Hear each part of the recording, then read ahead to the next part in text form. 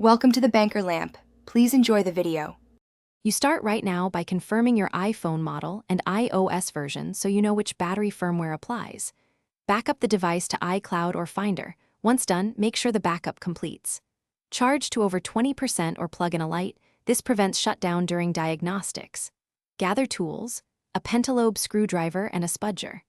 These first steps avoid data loss and allow safe disassembly. Do not proceed until backup and charge are verified. Once done with prep, check settings battery health and read the unverified message. Note any serial mismatch. Power the iPhone fully off. Remove the display gently, work slowly to avoid tearing flex cables, and disconnect the battery connector. Document connector positions with clear photos. This helps if connectors look similar.